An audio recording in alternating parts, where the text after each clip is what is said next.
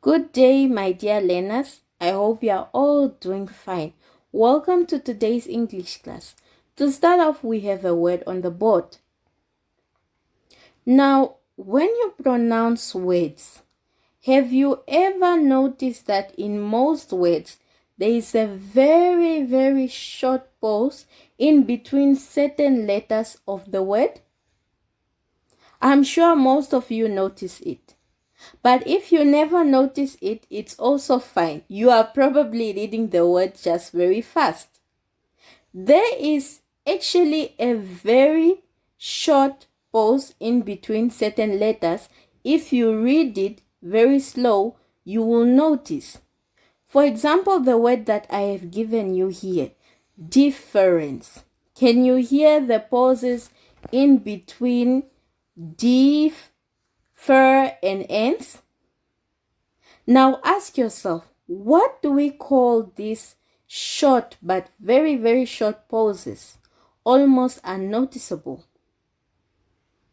Well, if your answer is syllables, you are very correct. And it's what we'll be talking about today. Now, what is a syllable or what is syllabification? A syllable is a part or element of sounds in a word, and it's used to identify how a word is sounded with reference to phonetic symbols, just as you've seen in the first example I've given you. Another example that we have here is the word, for example, flower, which is pronounced flower. Can you notice the very short pause in between flower and a?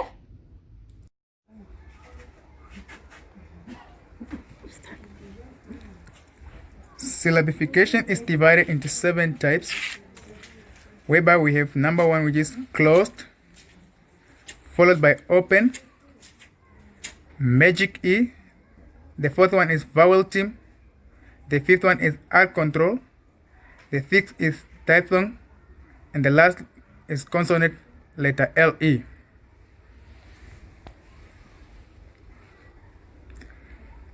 This syllabification are defined as follows. Closed syllabification is a syllable in which a single vowel is followed by a consonant. The vowel is usually short. For example, we have cat, then rabbit, and napkin. The second syllable is open. This one is followed by a syllable ending with a single vowel. The vowel is usually long. For example, tiger, baby, and pepper. The third syllable is magic E, a syllable with a long vowel, consonant, silent pattern. Example, we have bake, pine, bone. Then the fourth one is vowel theme. It's a syllable containing 2 letters that together make one vowel sound. For example, we have team, float, seed. And the 5th one is R controlled. It's a syllable in which the vowels is followed by the single letter R. The vowel sound is controlled by the letter R. Example, we have car, bed, and fort. The 5th one is diphthong. It's a syllable containing 2 vowels in which a new vowel sound is formed by the combination of both vowel sounds. Example, we have boil, cloud, and look. And the last syllable is consonant letter LE. It is an uncertain final syllable containing a consonant and LE. Example, we have bubble, staple, and cycle. Now that we have finished discussing about different types of syllabification rules, or you may call it different types of syllables, we need to look at a few examples. Here I have a diagram, a picture with words. And notice that each syllable is represented by a certain color. And most of them are made out of two different types of syllables or different types of syllabification rules. Can you identify the two? If your answer is open syllables and closed syllables, then you are very correct. Very good job. Now let's just look at some of these examples using the colors to help us identify the different syllables. Napkin. Can you tell the difference, the pause in between? Nap is a closed syllable because it uses a consonant in the beginning and in the end. And so do most of them we see here. Other examples include pepper, kitten, tinsel, winner, temper, picnic, tennis, goblin, thunder, absent, selfish. Can you notice the pause in between each, the difference between the colors?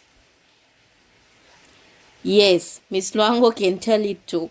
You can use colors to help you differentiate syllables. But another method to do that, especially when you are writing your exams, is to use the clapping method. For example, if I have napkin, it would be napkin. Or pepper. It doesn't need to be a very loud clap, but one that will make you remember the small pause in between the letters that make up a syllable or that make up syllables. So when you are in exam, remember, in each pause you identify, you clap to make you remember about the syllables. Now that you have understood what syllables are and what syllabification is, we can only know how much we know if we test it. Miss Luango can only know if you really understood when you do the activity, and only through the activity. So let's do an activity to see if you really understood. The activity is quite simple, and if you really grasped or if you really got the information, then it will be very easy for you to do. If you did not understand, after I finish explaining the activity, you can always come to my desk and we can talk about it some more.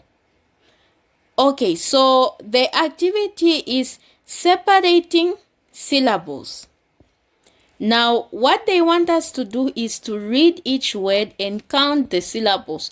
You can either clap or color first in your mind. After that, you draw a slash between the syllables. Miss Luango will also permit you to color on this paper if you want, just so that we practice to help you remember. The first one was given to us, parrot. You see the small pause in between. So where there is a small pause, where the syllable is, they put a dash there. So it's the same, a slash. So it's the same thing that you will need to do. Or if you don't want to do the slash method, you can also color it.